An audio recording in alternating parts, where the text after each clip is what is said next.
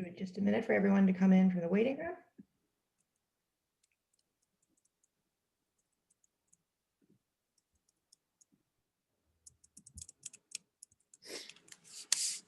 Good morning. This is a hearing before the licensing board for the city of Boston. Today is Monday, March 1st, 2021.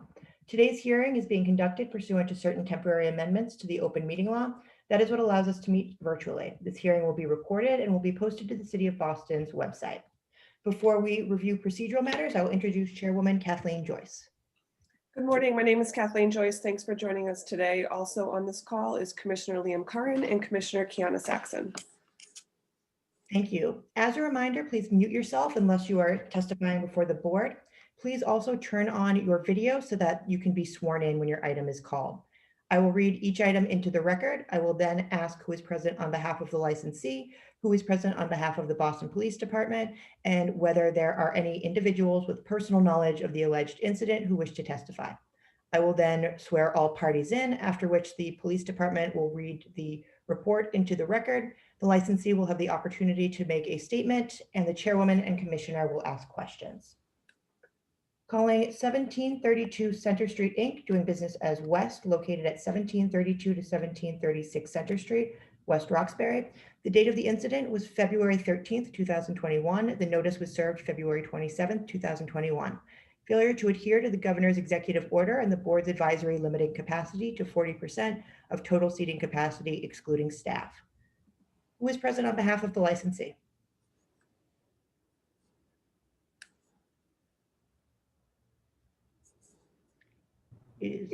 Hi, it's Joe and Eleanor Green. Good morning. Good morning. Could you please turn on your video? On the video. Oh, there it is. Hi. Hi. Hi. So Joe and Eleanor Green. Who is present on behalf of the Boston Police Department?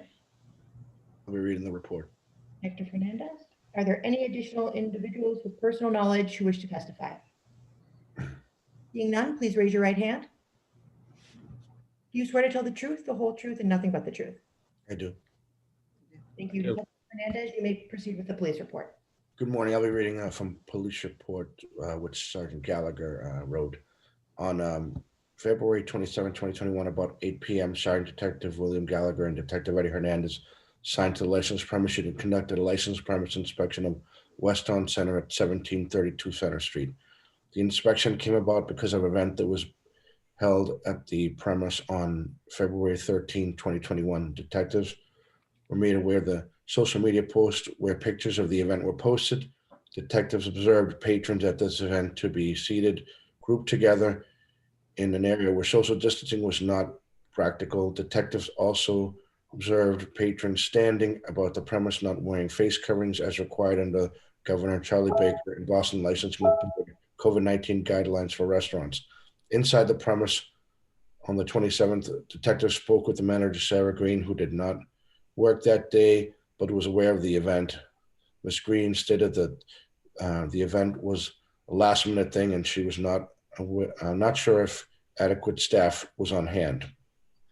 Detectives reiterated the importance of the following the governor's guidelines. Ms. Green stated that she would see to it that all guidelines are followed. As a result of what detectives had observed, Sergeant Detective Gallagher issued license premise inspection notice 004737 to Weston Center for failure to adhere to Governor and Boston's licensing board guidelines on COVID-19. Patrons observed without mask, standing, social distance. Ms. Sarah Green signed for and accepted the notice. That's all. Thank you, Detective. Ms. Green, would you like to make a statement? What, I mean, I guess you wanted to talk about the event and what happened the other night. I'm sorry. I think we first just want to go over the event and just talk about, I think that'll help lead us into some of the questions I have about compliance. Okay. I know there's a lot of confusion right now because some of these regulations have changed, but do you want to tell us about the private event that happened on the 13th? It was a private event that started at 7:30 in the morning. It was a breakfast brunch. There was no, obviously, it was 7, we were not open to the general public. It was a private Yeah, event. we open at 10 o'clock to the public. So the event was 7:30 till about 9:30 in the morning. Private event It did look bad. So held by you know, Ward 20. definitely we had someone call out. So, you know, we were understaffed. More people showed up than were expected. Yep. Yep. So, you know, at that point, it didn't end well. Okay, no, so just I don't know if you have more you want to add, but No, That that's was it. That's really good. okay. That's- So we are here to sort of help you guys figure out these guidelines and stuff. And I just want to point out a few things from what I could see that was shared with us. If you are having a private event, you did the right thing by closing it to the general public, but those private events can only be 10 people. And the reason is these guidelines with the 90-minute limit, they only want people congregating for 90 minutes at a time. So when you have a private event and they only want 10, that goes beyond the 90 minutes. If you have a private event, it allows you to go beyond the 90 minutes, but you still can only have 10 people. They don't want people being around each other for that long period of time. Does that make sense to you? The other thing is, yeah, okay. What's that? No, that's okay. All right. I know, yeah. So if you were going to have a restaurant buyout, a lot of times people have been trying to have weddings in restaurants. Right now, it's only allowed to have 10 people. Okay. What I could see was there was like a buffet. You can only have a buffet if you have somebody serving. If you actually have a staff member serving to the public, you can't have the public going up themselves and serving themselves. So keep that in mind if you're planning on other events as well. And definitely one of the things we're hearing across the city is staffing. So, and sometimes these things get bigger than people realize, even on a regular night. So you just want to make sure you always have enough staff to help manage that. People can't be walking around without masks on, even if they are there as a guest. It's not just the staff wearing the masks. It's your responsibility to make sure your patrons have masks when they leave their table. And the other thing I noticed is the microphone. As strange as it seems right now, microphones are not allowed because of the aerosols that are expelled when people are talking. So the microphone should not have been used that day, and you would have had to have had some sort of, I think, permission from us anyways to have used that. The other thing is that I noticed was the standing without the mask. So you just want to be aware of that. And I just want to ask the detective, when you were there this past weekend, was everything in compliance as far as seating and? Yes, everything else was in compliance. Okay. Yes. So if you do have these events that are coming up again, please check in with the board. We'll help you figure out the compliance with the state regulations. We appreciate that these things are changing quickly. And so it's our job to help regulate them, but to also help you as operators to understand what your responsibilities are with them. Great, thank you. Commissioner Curran or Commissioner Saxon, do you have any questions for the licensee? I don't, thank you. No question. Chairwoman Joyce, would you like to make a motion? Yes, I would like to make a motion. Leslie, yes, I'd like to make a motion. I did see a violation of our rules and regulations, and I make a motion for a written warning to the licensee. I agree. I agree as well. The licensee will receive a written warning regarding the incident. Thank you very much. And I just want to, Mr. and Mrs. Green, we will be sending out our newest advisory by the end of the day today for what goes into effect starting today.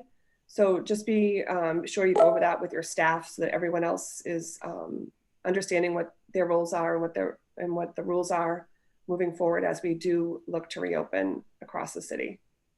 Thank you. Thank you so much. Yeah. Thank you.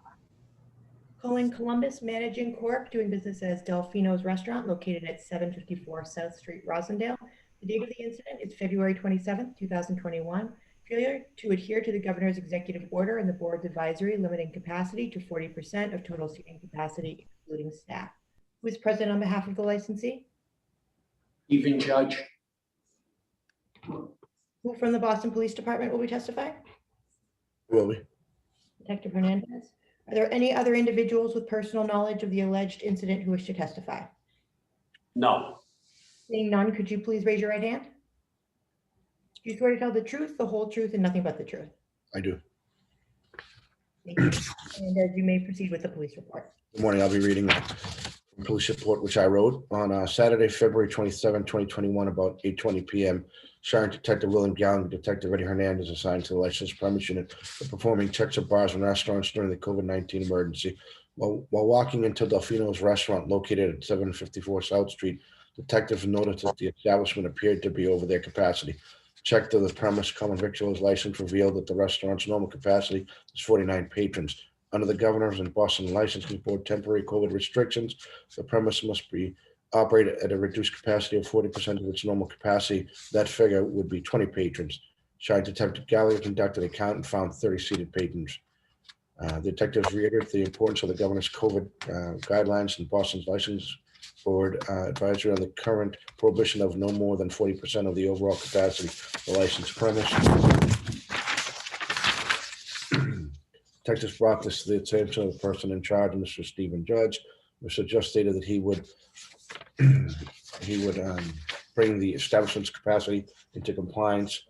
As a result of what detectives observed, Sergeant Detective Gallagher issued license premise inspection notice 004740. This notice was failure to adhere to the Governor's COVID guidelines and the Boston Licensing Board advisory on the prohibition of no more than 40% of the overall capacity of a licensed premise, overcrowding of the establishment. Mr. Judge signed for and accepted the notice.